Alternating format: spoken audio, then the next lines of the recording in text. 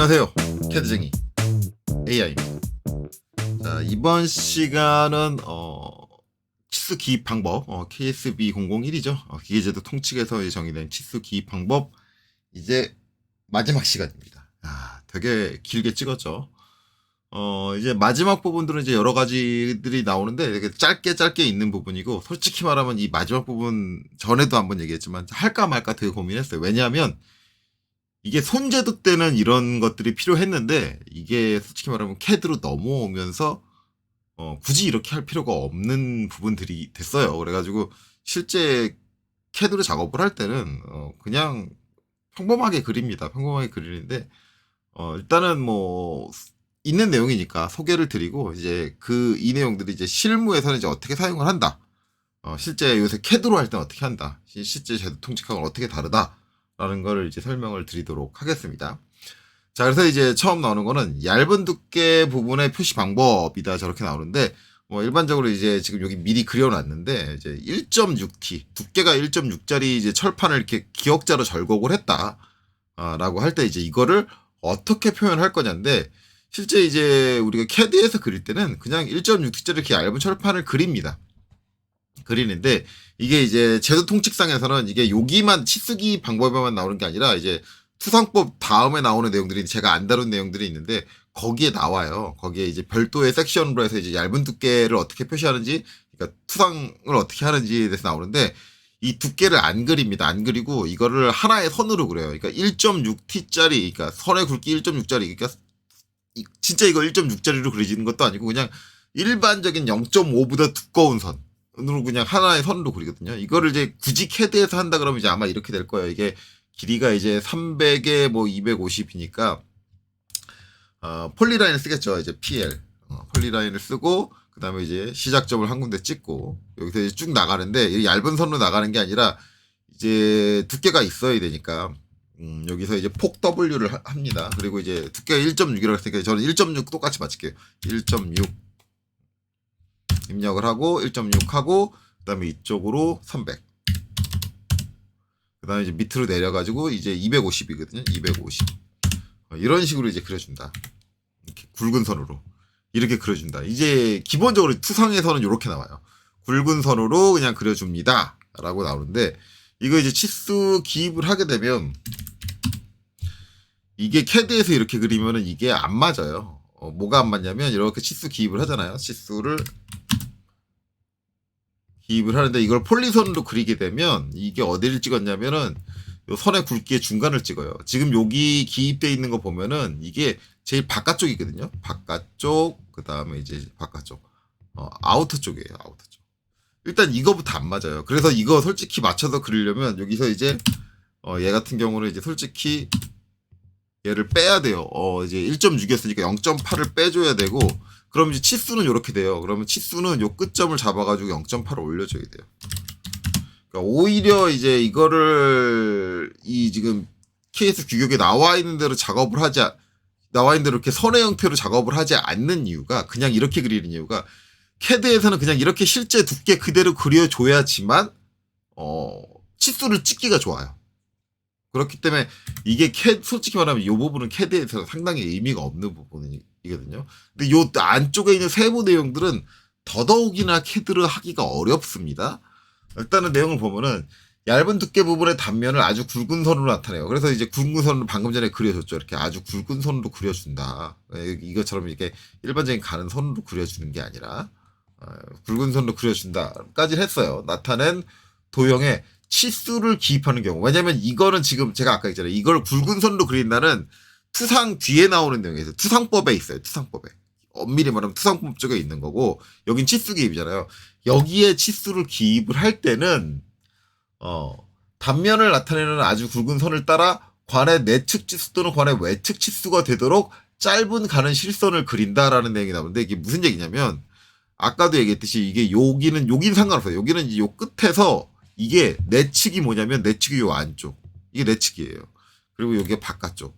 근데 이걸 선으로 그렸잖아요. 선으로 그리면 이게 내측을 얘기하는 거야, 외측을 얘기하는 거야, 모른단 말이에요. 모르기 때문에 원래는 이거 어떻게 줘야 되냐면, 여기서 대략적으로 좀 짧게 해서 이렇게 하고 그 다음에 얘를 가는 선으로 가는 실선이어야 돼요. 가는 실선으로 이렇게 만들어주는 거예요. 만들어주고 치수를 여기다 붙이는 거예요. 이렇게 해주면 외측 치수다. 만약에 이제 내측 치수다 그러면 어떻게 해주냐면 내측 치수일 경우는 이제 얘를 이렇게 빼가지고 이렇게 기입해줘야 돼. 별도의 이제 이게 내측인지 외측인지 이 우리 형상을 그려놓은 선을 기준으로 내측인지 외측인지 구분이 가게 저렇게 가는 실선으로 표기를 해주고 나서 치수를 기입해라 라는 거죠. 그래야지 구분이 간다. 그쵸. 근데 이거는 이제 얘도 마찬가지예요. 이렇게 그냥 캐드에서 이제 할 때는 그냥 이렇게 작업을 한다 그랬잖아요. 근데 이거 출력을 하면 이게 선의 굵기에 묻혀가지고 하나의 선으로 출력이 될 거예요. 그럼 이 상태로 기입해서 끝내놓으면 이게 내측인지 외측인지 몰라요. 모르기 때문에 원칙적으로는 이렇게 선을 그려놓고 치수를 기입을 해야 되는데 이렇게 되면 문제가 되는 게 뭐냐면 지금도 이게 치수대로 그려놓은 거잖아요. 치수대로 그려놓은 건데 이거를 내측으로 선을 빼면은 거기까지 치수는 당연히 우리가 원래 그린 치수가 안 나와요. 캐드는 항상 내가 치수를 찍었을 때 그 치수가 그대로 나온 걸 바로 쓰는 게 좋은데 이래저래 캐드하고는 안 맞아요. 지금 이 첫 번째 방법. 그래서 이거는 손재주 때의 얘기다. 손재주 때는 어차피 우리가 찍은 치수가 아니라 사람이 손으로 쓰는 거니까 치수를 맘대로 쓸 거 아니에요. 실제 그려진 거하고 다르게. 맘대로 쓸 거니까 이게 손재주 때는 이렇게 했는데 그러면은 이거를 실제 캐드에서 할 때는 이렇게 해주느냐? 안 해요. 안 해서 캐드에서 할 때는 실제로 여기가 어떻게 해주냐면 이게 지금 외측 치수잖아요. 그러면은 그냥 여기다가 더블 클릭하고 앞에다가 외측이라고 써줘요. 이렇게 써줘요. 실제 캐드에서 작업할 때. 실무에서. 그러니까 이게 KS 교육에 이런 내용이 있지만 요렇게 이런 식으로 내측인지 외측인지 선을 가는 실선을 그려가지고 거기다가 치수를 기입해라라고 했지만 이게 캐드 작업 환경하고는 너무 안 맞는다. 그래서 아무도 솔직히 말하면 저걸 따르는 사람이 없어요. 그렇게 이해하시면 됩니다. 근데 두 번째 나오는 내용은 방금 전에 제가 보여드린 거예요. 지금 여기 이제 외측이라고 제가 외측이라고 썼잖아요.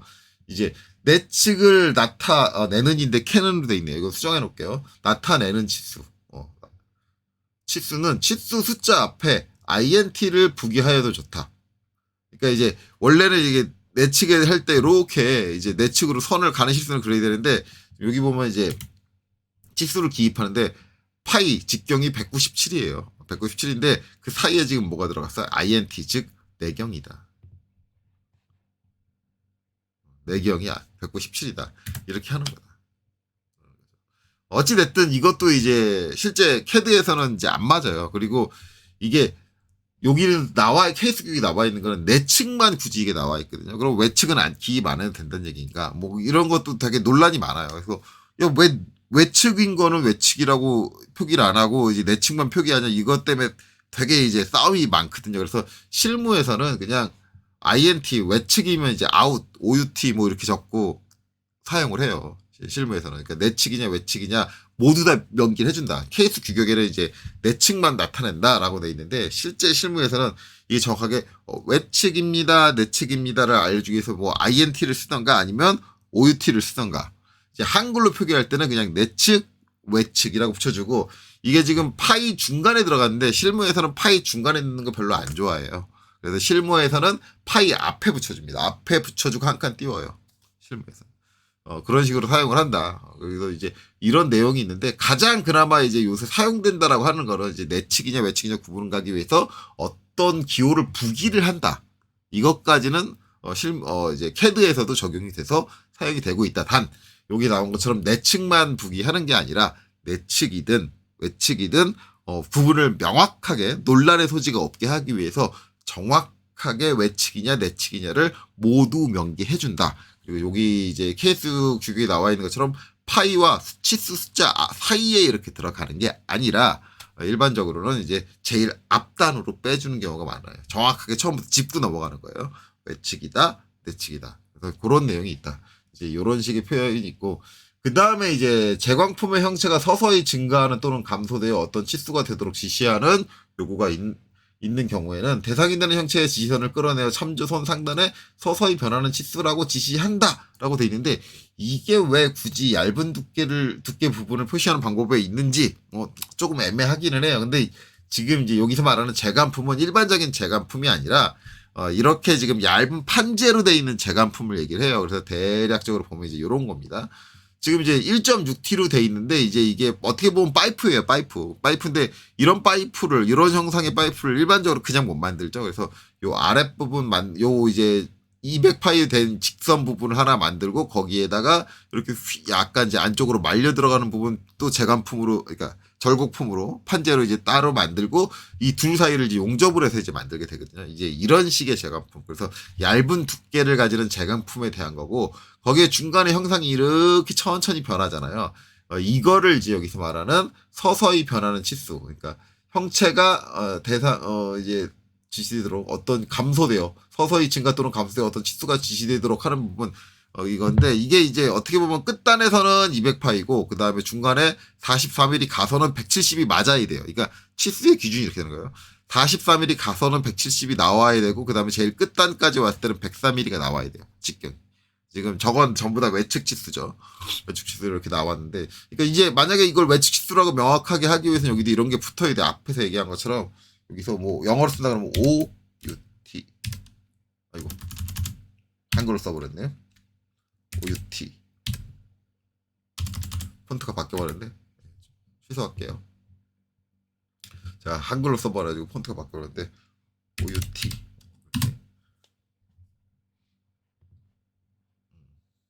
여기도 이제 앞에다가 OUT.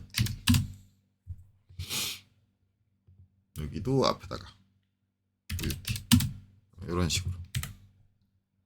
그래서 이제 바깥쪽 직경을 얘기를 하는 거죠. 그래서 이렇게 되고, 그 다음에 이제 요거는 이제 서서히 이제 중간에 43mm 왔을 때 170이 되도록 이렇게 서서히 변해줘야 되고, 여기서 이제 마지막 단 여기 이제 93mm까지 왔을 때 103mm에서 서서히 변해야 되는데, 치수를 다 일일이 뭐 중간에 어떻게 되고 뭐 기입해 주는 게 아니라 이렇게 키포인트가 되는, 딱 맞아야 되는 부분들의 치수만을 기입을 해주고 여기다가 이제 서서히 변하는 치수다 이렇게 적어주는 건데, 그럼 중간에 얘가 이게 변해가는 이 사이즈는 어떻게 돼? 그거는 이제 작업자가 여기서 맞춰야 되는 포인트는 요 단, 그 다음에 여기 요 중간 단, 그 다음에 요 끝단이기 때문에 거기를 맞도록 작업자가 알아서 나머지 부분들은 그냥 서서히 변화를 줘가면서 작업을 하는 거예요. 그렇게 된다.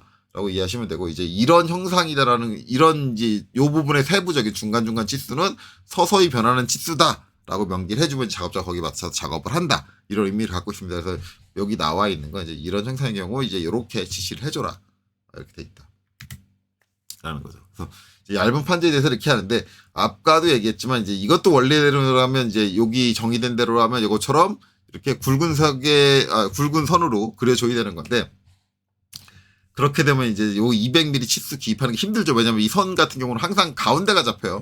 요 중앙이 잡히기 때문에 그러기 힘들다. 그래서 그렇게 안 하고 실무에서는 그냥 이렇게 그냥 그려버립니다.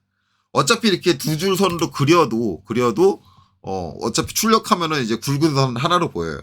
선 두 개가 겹쳐가지고 약간 거리가 떨어진 채로 이제 선 굵기가 반영돼서 겹쳐가지고 어차피 한 선로 그린 것처럼 보이게 될 수밖에 없어요. 그렇기 때문에 이제 여기서 여기 바깥지름이야 이렇게 명기를 해줘야 돼요. 반드시. 여기처럼 뭐 내부 치수만 이제 뭐 표현한다든가 뭐 그런 식으로는 작업하지 않습니다. 그러면 이제 왜 손재도 할 때는 이거를 이제 똑같이 그리지 않냐? 똑같이 손재도 할 때는 이거 어차피 이제 이게 한 장의 종이에 안 들어가게 되면 저 간격을 줄여야 되잖아요. 근데 축척을 줄이게 되면 1.6을 뭐 10분의 1로 줄였다 그러면 0.16짜리 간격으로 선을 그려야 되는데 사람이 손으로는 그렇게 못할 거예요. 그렇죠? 만약에 10분의 1이다, 아니면 5분의 1이다, 뭐 그렇게 한다 그러면은 그 미세한 간격들, 줄어드는 간격들을 다 사람이 손으로 못하기 때문에 그냥 굵은 선으로 그냥 하나 그려버리고 끝내라. 그런 개념입니다.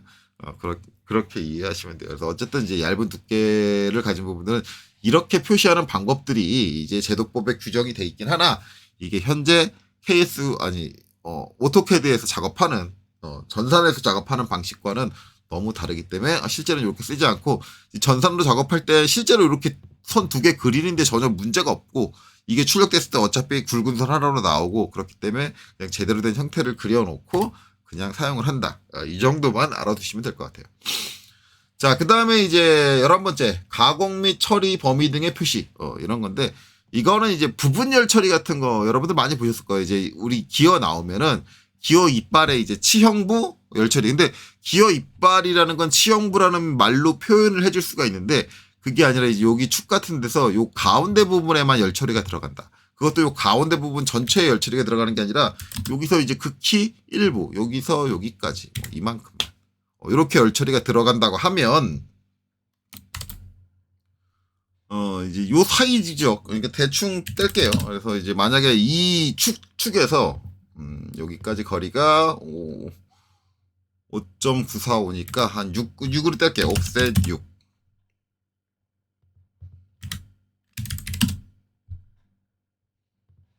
자, 여기까지 거리가 21.7이니까 옵셋 22.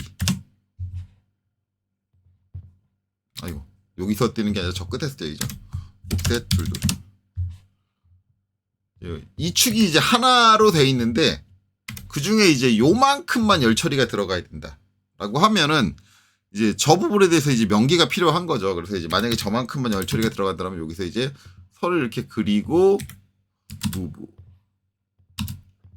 한 뭐 1mm면 1mm, 2mm면 이렇게 띄워주고 하는데 이때 이거를 그냥 일반 선으로 하면은 문제가 있는 게 요거 표시를 뭘로 해야 되냐면 여기 보면은 굵은 1.4선으로 돼 있어요. 이거 예전에 이제 제가 KS 기구에서 지정된 선의 종류 한참 됐죠. 제가 이거 강의한지 그쪽에 가면 나올 거예요. 나오는데 이거를 이제 아주 굵은 1.4선을 해요. 그래서 이제 일반적으로 0.5mm 두께, 그러니까 외형선 두께로 사용을 하든가 아니면 외형선보다 더 두꺼운, 더 굵은 선으로 지정을 한다든가 그렇게 하는데 만약에 외형선 두께만 그냥 요대로 하고 선 종류만 1.4선으로 그쵸? 특성 여기서 선 종류만 센터 1.4선으로 그러면 요거 지금 안 바뀐 게 아마 이제 LT 스케일이 안 맞겠죠? 0.5로 줄여볼까요? 안 바뀌었나요? 잠깐만요. 선택이 선택이 안 된 상태로 제가 바꿨네요. 바이레이어로 다시 바꿔놓고 다시 선택을 하고 특성에서 1.4선 를 지정할게요. 여기서 이제 센터 이렇게 하고 선종류 축척은 다시 1로 돌릴게요. 개별 축척은. 그래서 원래는 이제 이렇게 하는 건데 실무에서 쓸 때 이거를 별로 안 좋아해요. 이런 표현을. 이런 표현을 별로 안 좋아하고 이렇게 되면 이제 일반적으로 우리가 외형선을 쓸 때는 1.4선을 안 쓰기 때문에 도면층을 하나밖에 안 만들어 놓잖아요. 저 도면층을 하나밖에 안 만들어 놨기 때문에 외형선의 이제 선의 색상과 1.4선을 믹싱 시켜놓은 걸 안 만들었기 때문에 제가 여기서 특성에서 바꿨는데 일반적으로 이제 도면의 특성 바꾸는 거를 이제 대부분 싫어해요. 설계자들이. 그러면은 둘 중에 한 가지를 해줘야 되거든요. 얘를 위한 특수한 도면층을 만들어야 된다. 그런 걸 해줘야 되는데 이게 자주 사용되는 게 아니라 아주 특수한 경우에만 사용되는 거기 때문에 그것도 별로 좋아하진 않습니다. 그래서 이제 실질적으로 이제 얘를 이런 식으로 작업하진 않아요. 그리고 이제 저 부분이 저렇게 그냥 단순히 요렇게만 보이면 여기는 외형선하고 이제 캐드에서 봤을 때 약간 작업자가 이제 혼란을 일으키는 경우가 발생을 할 수 있기 때문에 얘는 진짜 캐드에서 보일 때도 굵은 선으로 보이게 그렇게 작업을 해주는 경우가 많아요. 그래서 이제 일반적으로 어떻게 하냐면 이걸 이렇게 안 하고 캐드에서 작업을 할 때는 실제 이제 손제도를 할 때는 그냥 굵은 선으로 그냥 1.4선을 그리면 된다라는 개념이었는데 캐드에서 할 때는 이제 이걸 폴리라인으로 그립니다. 하나의 라인밖에 없는 건데 직선이 그냥 폴리라인으로 그려져요. 여기서부터 이제 여기까지.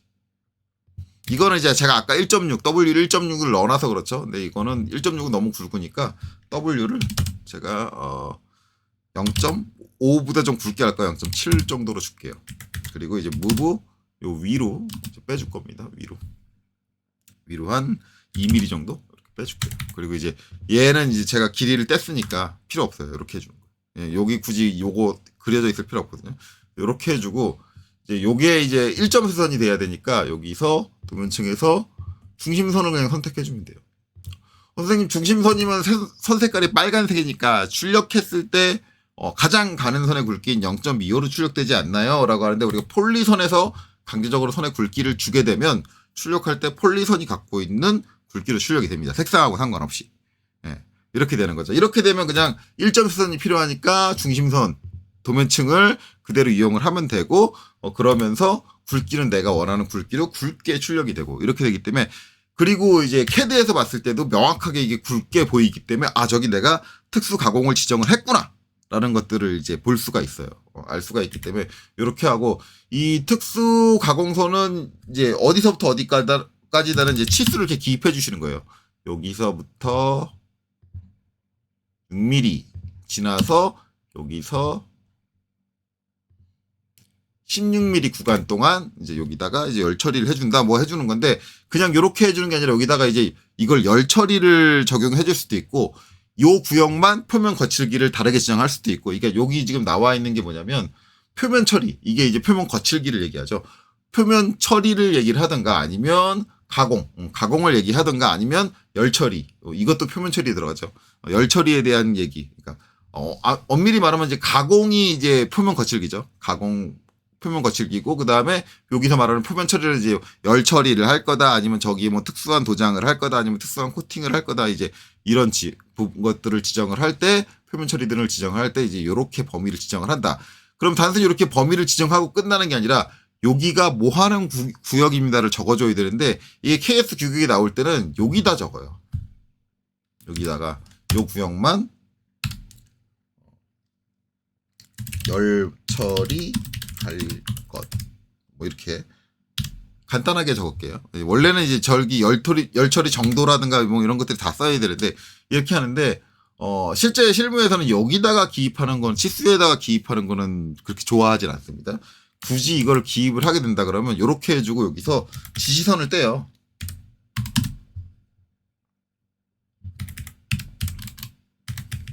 L이 해가지고 지시선을 떼요. 지시선을 떼서 구간 열 처리 할 것 뭐 이런 식으로 뭐 뒤에는 이제 열 처리 정도가 나오겠죠. 근데 이제 그건 빼고 이런 식으로 처리를 해주던가 구간 0이라고 했네 열인데 뭐 중요한 건 아니니까 뭐 이제 열 처리할 것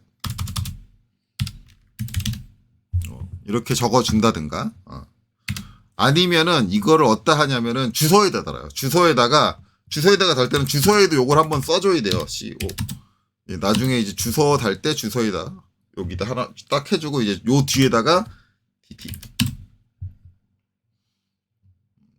자리 맞추기는 없이 갈게요. 그냥 아무데나 찍고 그 다음에 이제 2.5에서 이렇게 하고 주소에서 이제 뭐라고 하냐면 이제 표시부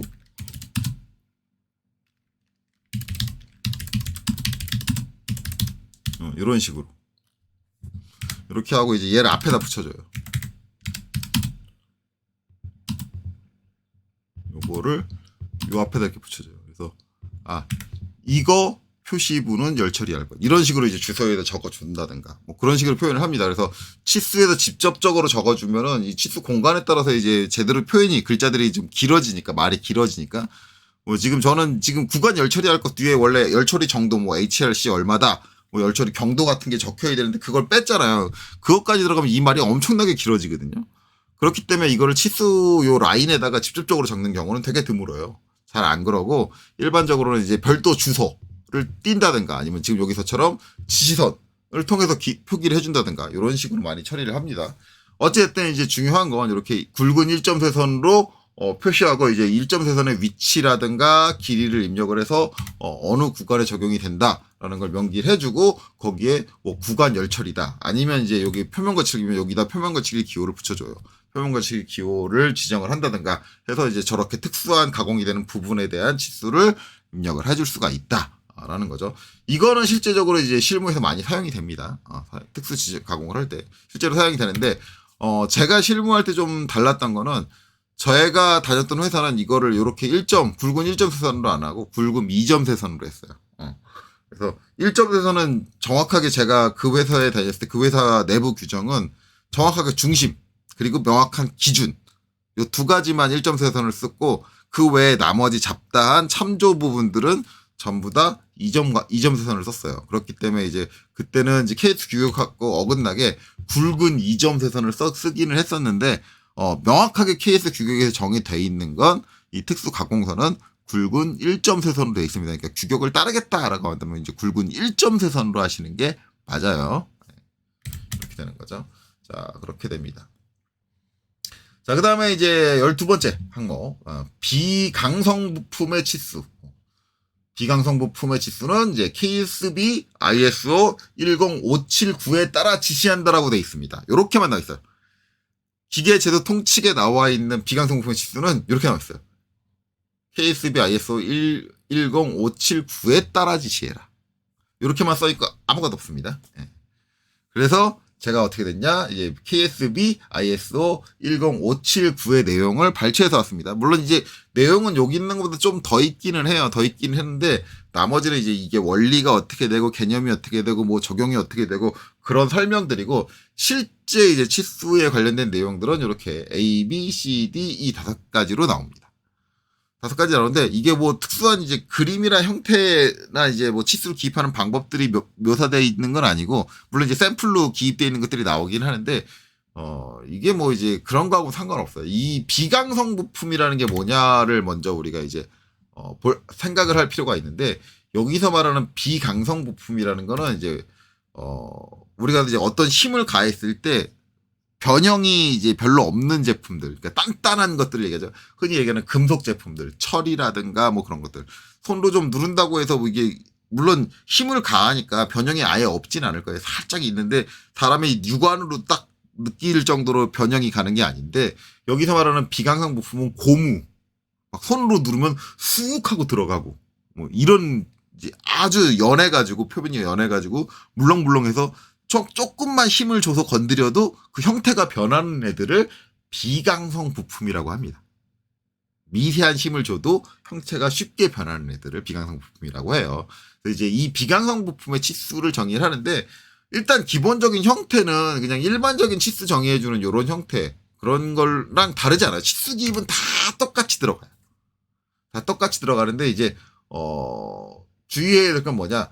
표제란 또는 그 부근에 KSB ISO 10579NR이라는 걸 적어주게 됩니다.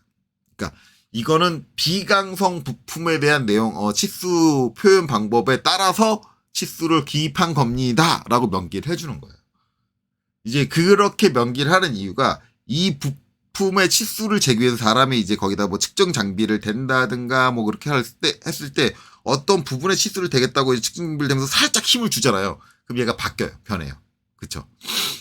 변하게 되는 순간 이제 작업자가 그 치수를 이제 정확하게 변하기 전에 치수를 읽는 게 아니라 변한 치수를 읽는 거기 때문에 문제가 발생을 할 수 있거든요. 그래서 이게 치수대로 제작이 안 된다 이렇게 말할 수 있는데 그러지 말란 얘기죠. 힘을 주지 말고 측정할 수 있는 방법에 따라서 측정을 해라.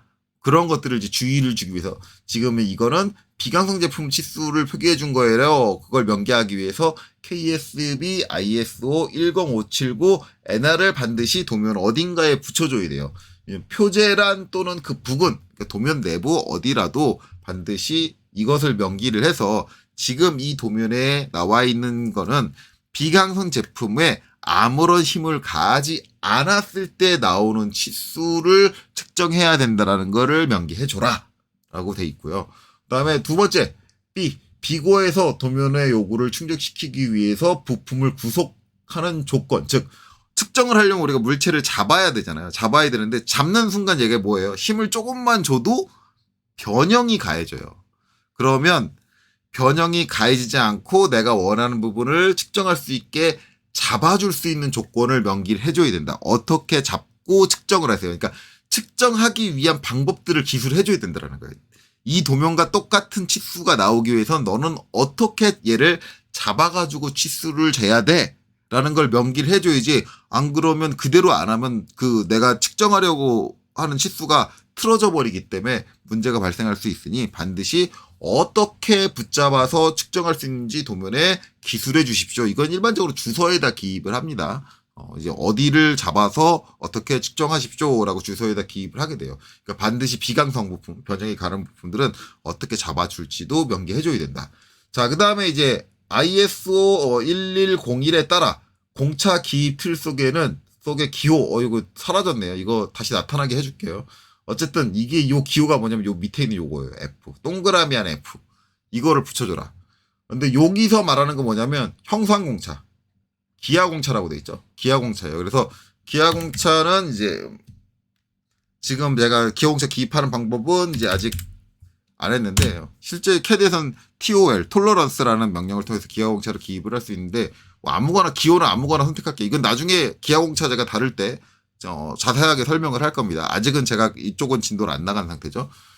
그때 자세하게 설명을 할 건데 아무거나 선택을 할게요. 뭐 진원도다 뭐 이렇게 딱 하고 그다음에 공차값은 이제 여기서 뭐 0.01이다 라고 하는데 이때 여기다가 동그라미에 F를 넣어야 돼요. 근데 이제 이게 CAD에서 문제가 있어요. 오토캐드에서 문제가 있는 게 여기에 이제 동그라미 넣고 요거 뭔가를 붙여줘야 되는데 여기 그거 붙여주는 게 요 뒤에 칸이거든요. 뒤에 칸인데 이 뒤에 칸을 눌러보시면 동그라미 F가 없습니다. 동그라미 F가 없어요. 그래서 못 붙여요. 오토캐드에서는 이게 문제가 좀 있더라고요. 왜 이거를 못 붙이게 돼 있지? 근데 이 부분이 이게 KS 규격 어디를 따르고 있냐면 KSB ISO인데 KS 붙고 뒤에 ISO 붙은 거는 ISO에서 그대로 갖고 왔다는 얘기거든요. 조금의 수정도 가하지 않고 그대로 갖고 온 거예요 라는 건데 아예 국제 표준 규격에도 있는데 그거를 CAD에서 적용을 못하게 돼 있다라는 게 조금 아쉽기는 해요. 오토캐드에서 왜 어떻게 이런 걸 할 수 있지? 그래서 이게 좀 방법이 없습니다. 그래서 이런 경우는 어쩔 수 없이 요 기하 공차를 이거를 사용을 못하고 그냥 그리는 수밖에 없어요. 내가 그릴 수밖에 없어요. 기하 공차 기호를. 그래서 어쨌든 이제 요렇게 하는데 우리가 이제 그래서 일반적으로 비강성체에 굳이 공차를 붙이는 행위를 잘 안 해요. 행위를 잘 하는데 어쨌든 기하 공차를 정의하기 위해서 반드시 요 F를 붙여야 되는데 오토캐드에서는 방법이 없다. 어떻게 해도 붙여줄 수 있는 방법이 없습니다. 그래서 일단은 확인해가지고 그냥 빈칸으로 해놓고 확인해놓고 이렇게 내려놓을게요. 내려놓고 결국은 이제 여기다가 할 수 있는 방법이 없기 때문에 이걸 깰 수 있느냐 익스플로드 X로 깨볼게요. 이 기하공차 기호는 익스플로드 X로도 깨지지가 않아요. 그래서 천상 이 기호를 그냥 다시 그려줘야 된다. 이렇게 생각을 하시면 돼요. 수작업으로. 이 기호 그리는 건 나중에 기하 공차 쪽에서 해줄게요. 그래서 어쨌든 요 숫자 0.01이라고 제가 적어놨는데 요 뒤에 요 칸이 더 길어져가지고 여기에 동그라미 친 요 F자가 들어가줘야 됩니다. 그래야지 비강성체의 형상공차를 지정해주는 거예요. 요 F자는 이제 어떻게 생각하시면 되냐면 풀이라고 생각하시면 돼요. 풀이의 앞에 F를 떠왔다고 생각하시면 되는데 무슨 얘기냐? 자유 상태, 즉 내가 지금 치수를 측정하고자 하는 곳에 힘을 가하지 않은 상태에서 이 공차값이 나와야 됩니다. 라는 걸 의미해요. 풀이 상태에서 나와야 된다. 그래서 이제 그걸 붙여준다라는 거고 그 다음에 이제 또 F자가 나오는데 이거는 뭐냐면 이제 만약에 내가 이제 여기서부터 직경을 해준 여기다 해줄게요. 만약에 이제 이게 이제 비강성체다라고 하면은 여기 1.15인데 여기 요 뒤에 이제 공차를 기입을 한단 말이에요. 여기서 공차를 이렇게 기입할게요. 컨트롤 1번 눌러가지고 여기서 공차를 편차로 해서 마이너스 0에서 여기서 0.1까지 이렇게 기입을 할 거고요. 이렇게 이 부분이 이제 이렇게 된다. 근데 이제 얘가 비강성체다라고 하면 요 뒤에다가 이제 F를 붙여줘야 돼요. 요 뒤에다가 F를 붙여줘야 되는데 F에 동그라미 칠 수 있는 방법 없습니다.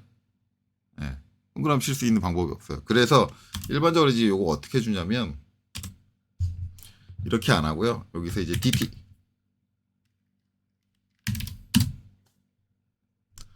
그 다음에 이제 문자 중간점이 아니라 뭐 이건 어디에 상관없는데 중간점으로 잡을게요. 중간점으로 잡고 그냥 이렇게 놓고 그 다음에 이제 높이는 2.5 지금 치수문자 높이 2.5 쓰고 있죠. 치수문자 높이랑 똑같이 2.5를 하고요. 그 다음에 회전각도 없이 하고 일단 F 적을게요. 대문자 F를 적을 거예요.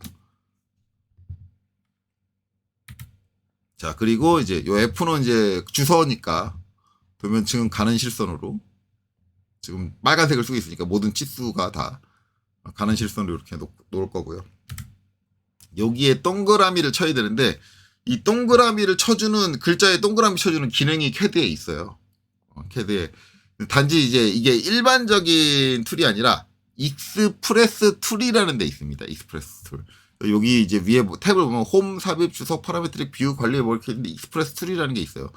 혹시 내가 지금 사용하고 있는 캐드에는 익스프레스 툴이라는 게 없습니다. 그러면 여기서 마우스 오른쪽 클릭하시면 마우스 오른쪽 클릭이 아니라 뒤쪽 화살표 쪽 이렇게 딱 보면은 이제 이렇게 모두 순환 있고 최소화인데 안 나오네. 확장을 해보면 이렇게 되는 게 아니라 여기서 이제 마우스 오른쪽 클릭 왜 안 나오냐? 이렇게 나오네. 이렇게 보면 이제 패널 표시 이렇게 있는데 여기서 이제 선택을 하시면 탭 표시 보면 여기서 선택하시면 돼요. 여기서 익스프레스 툴이라는 게 있을 거예요. 이걸 체크하시고 만약에 체크 끄시면 사라져요. 아까 오른쪽 클릭이 안 먹어가지고 오른쪽 클릭해서 다시 여기서 탭 표시 패널이 아니라 패널은 이제 요거고 밑에 거고 탭 표시 해서 익스프레스 툴을 체크해 주시면 이렇게 다 살아납니다. 만약에 없으면 이제 저기 체크해 주면 돼요.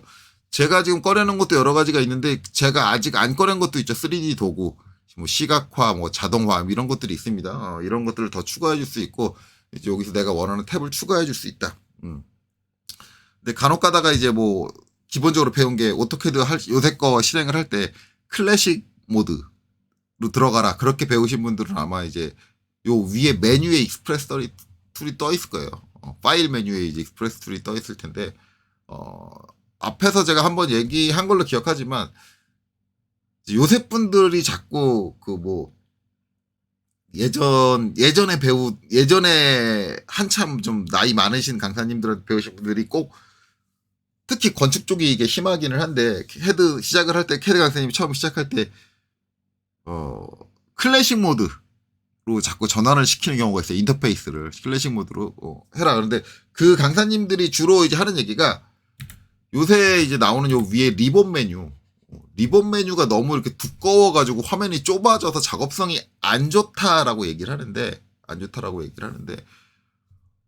솔직히 그분들 클래식 모드로 전환하고 이제 뭘 꺼내냐면 툴바를 꺼내요. 툴바를 꺼내가지고 요 위에 쌓아놓습니다. 요 위에 쌓는데 그 쌓은 두께를 보면 지금 요 리본 메뉴하고 두께 비슷해요. 별 차이 안 나거든요. 그 정도 차이 가지고 작업성이 안 좋아진다라는 건 핑계예요. 제가 이제 알고 있는 그 강사님들 클래식 모드로 자꾸 바꾸게 하는 강사님들이 실제적으로 작업성이 안 좋아서 그렇게 하시는 게 아니라 제가 알고 있기로는 본인이 요새 인터페이스에 적응을 못 하셔서 그래요. 근데 요새는 이제 클래식 모드로 전환하는 게 아예 사라진 건 알고 계시죠. 그래서 버전이 낮은 걸 그대로 유지하는 학원들이 있어요. 왜냐하면 강사가 클래식 모드로 변환을 못하면 수업을 못해. 요새 버전에 인터페이스에 적응을 못해가지고. 이거는 강사가 잘못됐잖아요. 그럼 그 강사한테 얘기를 해서 요새 버전 인터페이스에 적응해가지고 오시든지 아니면 그만두세요라고 얘기를 해야지. 왜 그런 강사를 아직까지도 쓰고 있는 거야. 저는 그거 잘못됐다고 생각을 해요. 요새 인터페이스에 적응을 하세요. 그러면 이제 너 적응했다고 그런 얘기 하는 거냐라고 저한테 그럴지 모르겠지만 저 누누이 얘기하지만 오토캐드가 도스에서 돌아갈 때부터 쓰던 사람이에요. 오히려 저는 예전에 그 클래식 버전의 성향을 가진 강사예요. 그쪽에 가까운 강사예요. 그런데 저도 클래식 버전 안 찾아요. 그리고 전 학생들한테 수업할 때 클래식 버전으로 바꾸란 얘기 절대 안 해요. 바꾸지 말고 요새 버전대로 가르쳐줘요. 화면이 좁아진다 이 리본 메뉴 때문에? 좁으면은 축소해서 쓰면 돼요. 이렇게 이것도 좁아? 더 축소해서 쓰면 돼요. 그리고 여기다 갖다 대요. 그리고 클릭해요. 나와요. 이렇게 나와요. 이렇게 클릭해주면 나와요. 이렇게 갖다 대시면 나와요. 다들 클릭해주면 나와요. 이렇게 써도 돼요. 화면 작업성을 높이겠다고 하면 왜 이거를 이렇게 써도 되는데 굳이 클래식 모드로 바꾸냐고. 그런 이유는 뭐예요?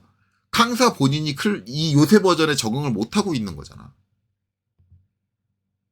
이렇게 하면 더 줄죠? 더 줄면 이렇게 눌러주면 나와요. 이렇게 눌러주면 나오고.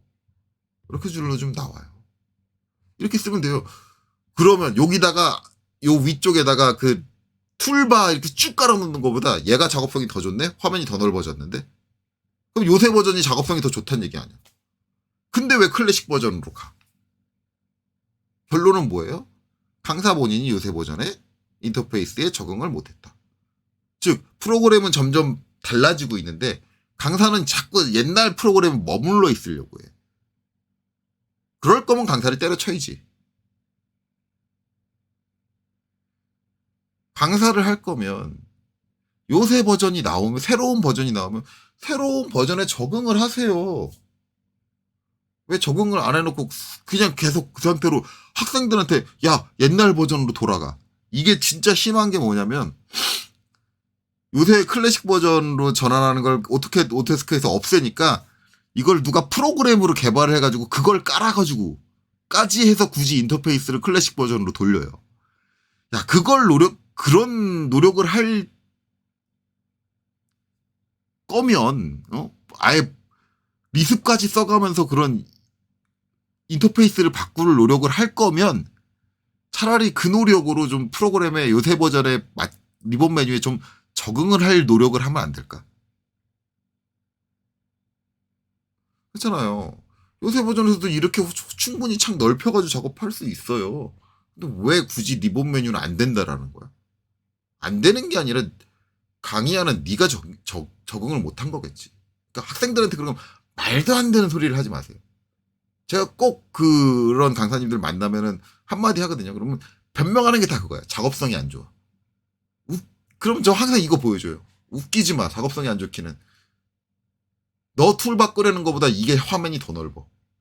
요새 인터페이스가. 그러면 이 말 합니다. 아, 그럼 가서 이거 클릭해가지고 열어가지고 써야 되잖아. 아니, 그럼 그냥 나처럼 이렇게 열어놓고 써. 화면 요만큼 좁아진다고? 작업성이 떨어진다고? 네가 작업을 못하니까 그런 거지. 작업성 전혀 안 떨어지거든요. 요 정도 좀 더 먹었다고 해서 작업성이 달라지잖아요, 캐드가. 그러니까 핑계 대지 마셔라.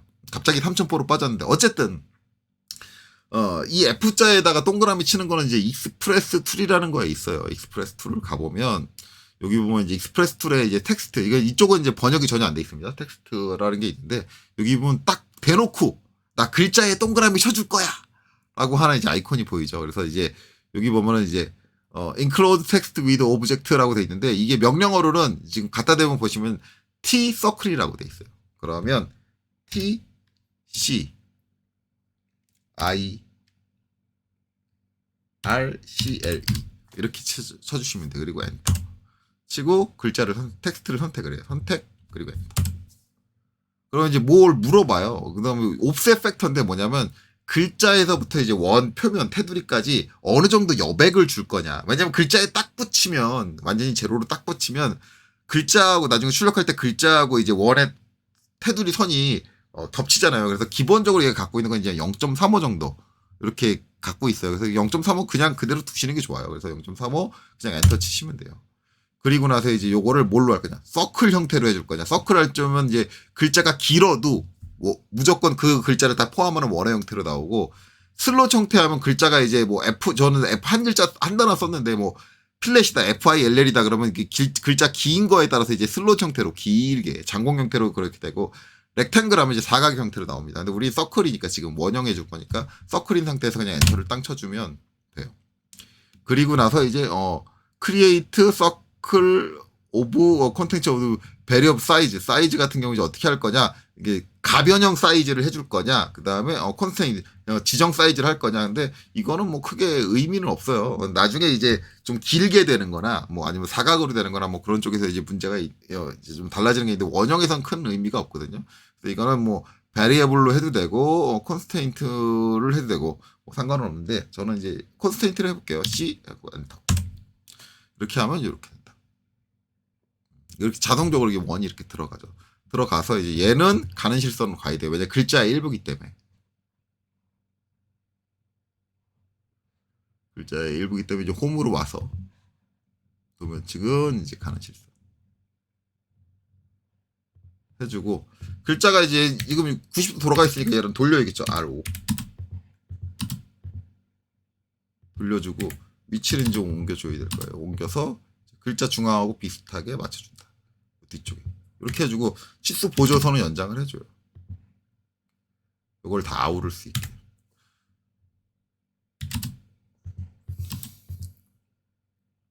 지금 보면 이제 너무 크다라고 이렇게 원이 생각하면 원의 사이즈를 아까 이제 여백 있죠, 여백 0.35를 좀 그대로 뒀는데 실질적으로 저 할 때 0.35 그대로 두지 않고 한 0.1 정도로 줄여요. 근데 원래 이제 출력됐을 때 여백을 생각을 하면 0.35 정도 여백을 주는 게 맞기는 하거든요. 저는 이제 좀 줄이는 편인데 이렇게 좀 원이 크게 나오는 게 싫어가지고 어쨌든 이런 식으로 작업을 해주면 된다. 아니면 이제 글자의 사이즈를 좀 줄여주고 해주는 방법도 있어요. 여기 2.5니까는 이제 원까지 포함을 해서 좀 더 커진다라는 걸 생각을 해가지고 이제 원의 직경을 이제 2.5가 되게 글자의 사이즈를 뭐 한 1.5로 줄인다든가 뭐 그렇게 해주는 방법인데 그럼 또 글자의 신의성이 안 좋아지기 때문에 뭐 거기까지는 권장하지 않고요. 그다음에 이제 여기 치수 보조 이것도 치수 선의 일부니까 도면층은 가는 실선으로 변경을 해줍니다. 그리고 이제 이렇게 줄여주고. 그래서 저는 이렇게 하면 좀 너무 크다고 생각을 하니까 이제 일반적으로 다시 한번 익스프레스 툴 가서 얘를 선택을 하고 이렇게. 솔직히 말하면 저는 저 이제 텍스트 서클을 다 명령어로는 잘 안 해요. 왜냐면 이제 순간적으로 그 명령이 안 떠올라요. 왜냐면 이걸 쓰는 경우가 저는 솔직히 말하면 거의 없거든요. 그래서 이제 전 아이콘으로 주로 작업을 하고 자주 쓰는 게 아니니까. 그다음에 이제 저 같은 경우 이걸 0.1 정도. 그래서 이제 이렇게 하고 서클. 그다음에 요거는 이제 요번에는 그냥 바리어블로 해볼게요. V. 바리어블로 해도 원은 크게 상관없어요. 그래놓고 이제 이렇게 타이트하게 좀 붙여가지고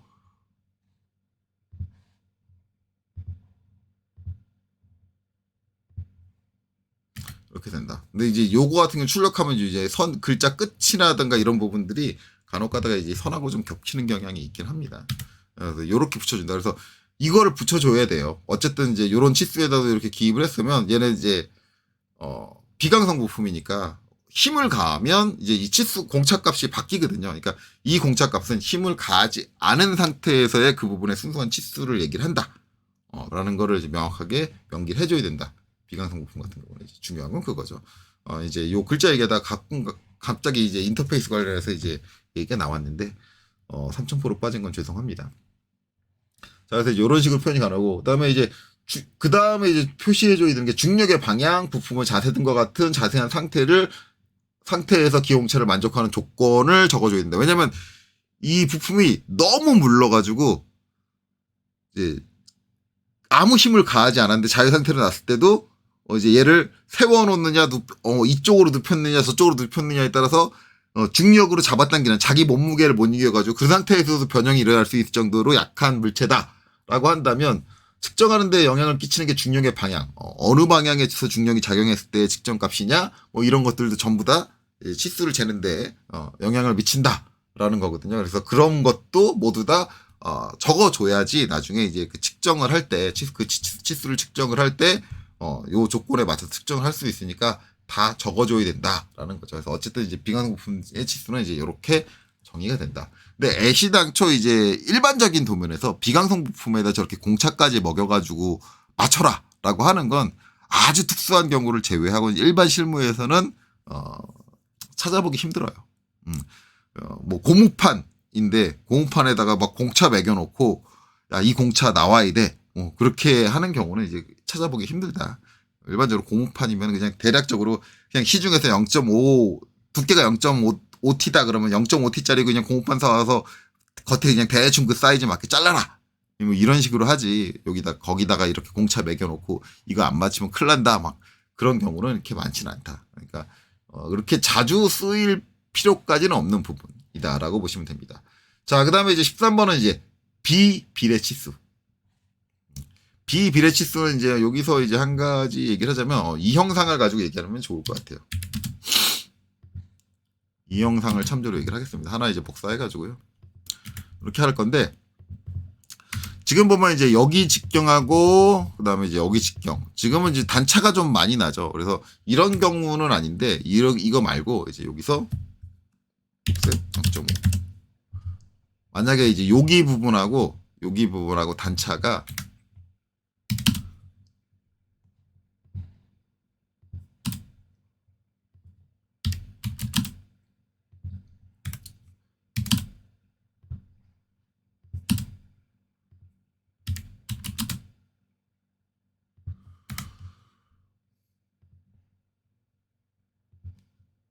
이렇게 얼마 안 나는 거예요. 그래서 내가 이제 여기다 치수를 이렇게 기입하면 이제 여기는 이제 15 앞에 이제 파이가 붙어야겠죠. 대충 이제 중심선 겹쳤지만 이제 무시하고 그냥 그릴게요. 그 다음에 이제 여기는 이제 16이 나오겠죠.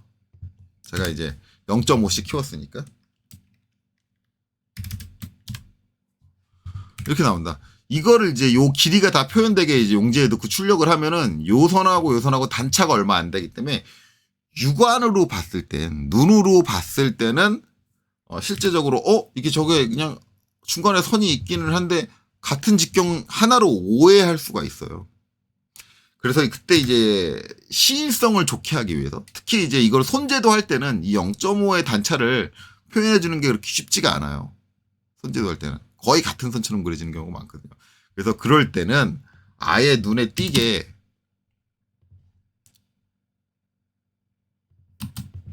길을 뭐 2mm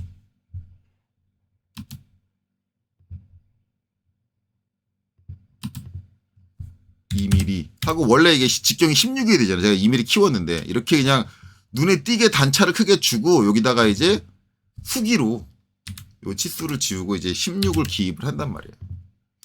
16을 기입을 하는데 이때 요 기입한 치수는 요 그대로 하는 게 아니라 치수 수치에 가는 실선 밑줄을 긋는다. 이 치수 수치에 가는 실선으로 밑줄을 그어야 되는데 이 상태는 밑에 치수선이 있기 때문에 밑줄을 못 그어요. 그래서 이런 경우는 거의 대부분 어떻게 하냐면 이 치수를 바깥으로 빼요.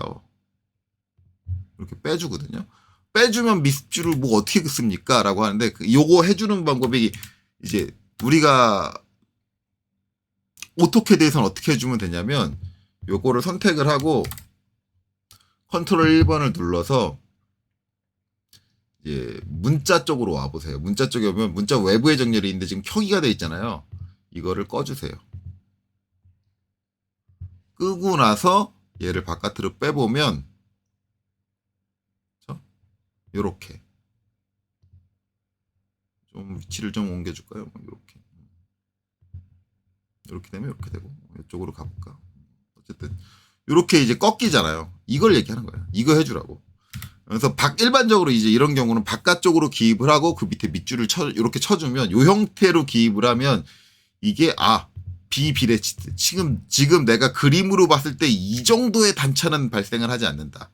미세한 단차인데 그거를 시각적으로 표현해주기 위해서 이렇게 표현해줬다라고 보시면 돼요. 이게 이제 사람 손으로 그리면 이제 그걸 실제 단차대로 하면 이거랑 거의 일직선으로 보이게 되거든요, 그림이. 그래서 그런 것들을 구분을 명확하게 해서 줘서 실제 사이즈랑 다르게 그려놓고 치수는 제대로 기입을 하고 그 다음에 그런 식으로 표현했다는 걸 명기하기 위해서 여기 치수에다가 밑에 밑줄을 그어서 이런 식으로 표현을 해줘라 라고 하는 게 이 비비례 치수에 대한 내용입니다. 이런 방법이 있는데 이것도 이제 요새는 안 쓰여요. 그냥 요새는 그냥 이렇게 하고요. 여기를 제대로 못 봤다라고 한다면 그건 이제 작업자 잘못으로 칩니다. 왜냐면 치수를 명확하게 다르게 기입을 해줬기 때문에. 이거를 이제 혼돈을 했다라고 하면 야 여기 치수 써있고 여기 치수 다른데 그거를 네가 못 봤다고? 그렇게 해주던가 아니면 좀 친절한 사람은 이제 여기다가 상세도 원 그려가지고 요거 상세도로 빼줘요. 여기 단차 있습니다. 주의하세요. 그 상세도 뺀 다음에 거기다가 단차 주의 이렇게 적어준다든가 그렇게 해주지 이제 이 방법은 이제 요새 거의 사용을 하지 않는다. 저것도 이제 어떻게 보면 손재도 때의 그런 것들이다라고 아시면 되는데 이제 이런 것들을 알고 계시는 게 좋다. 혹시라도 이제 그렇게 도면을 그리는 사람이 아직까지도 있을 수 있는 거고 그런 도면을 봤을 때 그걸 이해할 수 있는 정도의 지식은 갖춰 놓고 계셔야겠죠. 자, 그 다음에 이제 동일 형상의 치수.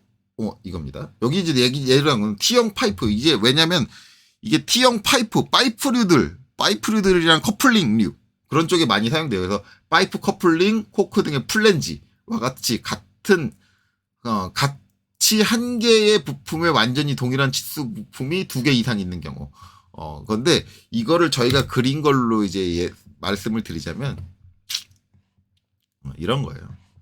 지금 여기 보면 여기 파진 구멍 직경, 이쪽에 있는 요 구멍의 직경과 그 다음에 이제 여기의 구멍의 직경과 그 다음에 여기 탭의 PCD 간격과 그 다음에 탭의 크기까지 다 똑같아요.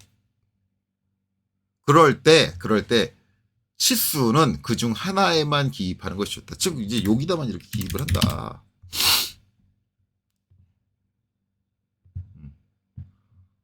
뭐 이거를 실제 이제 우리 전산응용 기계도 기능사 쪽에서 기입하는 것처럼 하면 이제 아마 이렇게 되겠죠. 사이즈로 맞출게요. 2.5니까 10으로 맞출게요. 이렇게 이제 뭐 기입을 하고 이제 여기 나사니까 그리고 4개잖아요. 4 곱하기 M4 이렇게 맞춰주고 그 다음에 여긴 PCD죠. 8mm 정도 띄워주고 P.C.D PCD에는 파이를 쓰시는 거 아니에요. 파이 없는 게 정상입니다. 왜냐면 마지막에 D가 뭐다? 디아미터 지름이다. 파이라는 기호 자체가 지름이라는 의미를 갖고 있잖아요. 지름 그렇게 지시하는 건 아니고 그 다음에 이제 여기는 겹치니까 한 칸 더 띄워줄게요. 그래서 여기도 8mm 띄워주고 여기는 그냥 파이를 써야겠죠. C 이렇게 기입을 했어요. 그리고 마지막으로 여기까지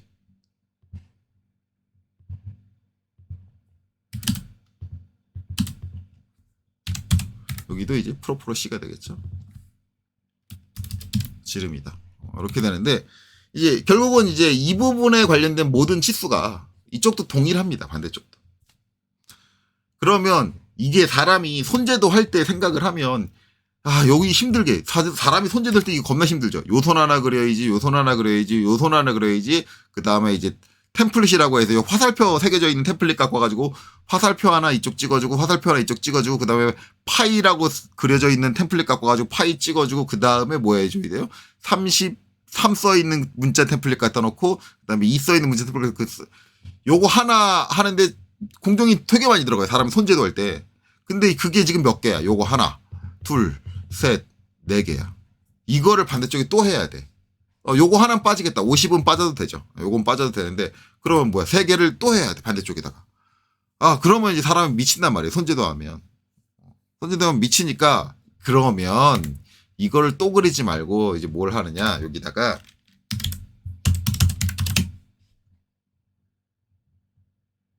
대략적으로 아무데나 이렇게 위를 뽑는 것보다 아래를 뽑는 게 낫겠네요.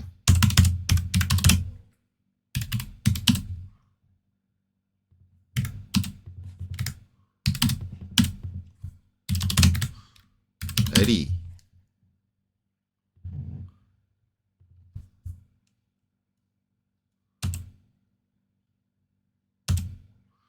여기다가 이제 A 대문자 A 적어주고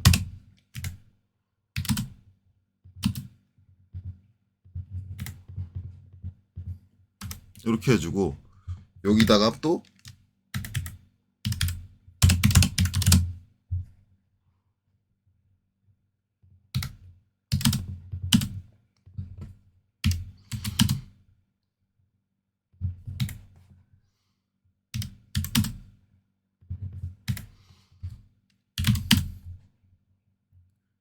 지시선을 붙여서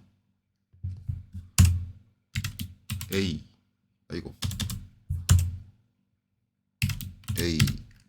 A와 동일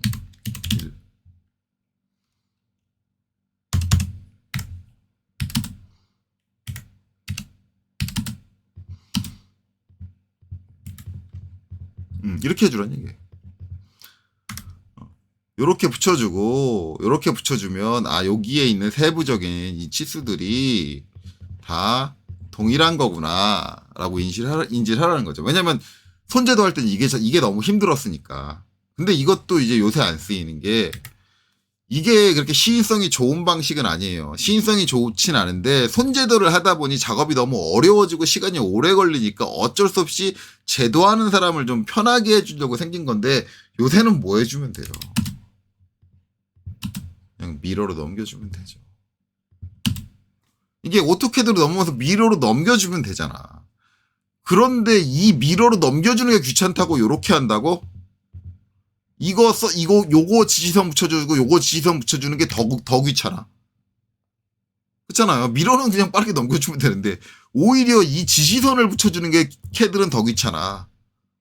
그래서 캐드에선 이렇게 작업을 안 하는 거예요. 그냥 미러로 넘겨버리지. 그렇죠? 그렇기 때문에 이것도 작업 방식이 캐드로 바뀐 시점에서는 더 이상 의미가 없는 방식이다.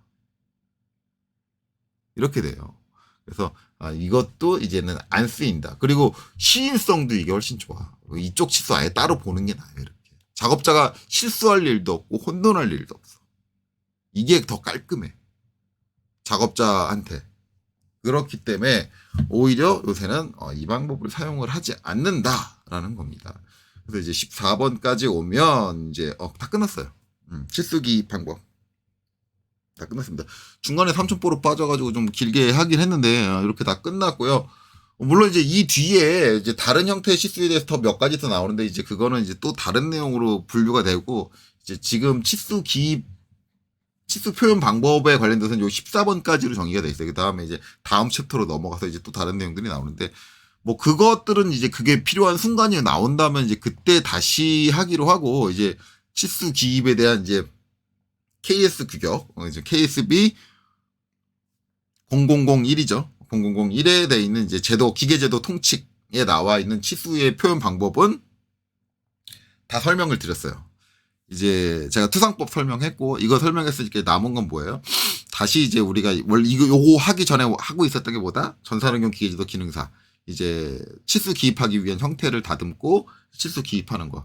그쪽으로 돌아가려고 합니다. 그래서 그쪽 돌아가가지고 또 하고, 그거 하다 보면 이제 나중에 공차 쪽 가면 이제 공차 쪽에서 이제 추가적으로 또 이제 케이스 규격에 대해서 또 설명할 일이 나와요. 이제 그때 다시 가서 이제 케이스 규격으로 이제 돌아오겠죠. 그래서 이제 다음 영상에서부터는 다시 이제 전산응용 기계제도 기능사로 돌아가서 이제 본격적으로 형태를 다듬고 치수를 기입하고 하도록 하겠습니다. 근데 그거를 하기 위해서 꼭 알아야 되는 게 뭐다? 지금까지 했던 거. 제가 이제 단면도부터 해서 지금 치수 기입하는 거에 대해서 이거를 완전히 외우고 계신 못해도 한 번씩은 쭉 다 보시는 게 좋아요. 이 정도의 지식이 있어야지 우리가 이제 어떤 도면을 내가 맘대로 내가 표현하고자 하는 도면을 맘대로 컨트롤할 수가 있어요. 일반적으로 이제 학원에서 가르칠 때 그냥 이런 형태로 나오면 이렇게 그냥 단면 쳐버리고 이렇게 투상도 전개하고 그렇게 알려주는데 그거랑 다른 형태가 나오면 그럼 응용이 안 돼요. 그래서 그게 중요한 게 아니라 우리가 내 스스로 도면이라는 걸 투상도를 전개를 하고 그런 걸 하려면 단순히 남이 그린 형태 이런 형태는 이렇게 이렇게 이 사람들이 그랬어 이게 나도 따라서 그려야지 그게 아니라 이 제도 통칙에는 이런 이론들이 있고 이렇게 표현하라는 방법들이 명기가 돼 있고 이것들을 내 필요에 따라서 어떻게 적용하고 응용하고 그렇게 해서 내가 원하는 도면을 그린다라는 개념으로 접근해야지 여러분들이 진짜 제대로 된 도면을 그리는 사람이 될 수가 있습니다. 그래서 이제 이게 중요하니까 이거를 다 완벽하게 외우지는 못하더라도 한 번씩은 꼭 보세요. 기계를 할 거라면.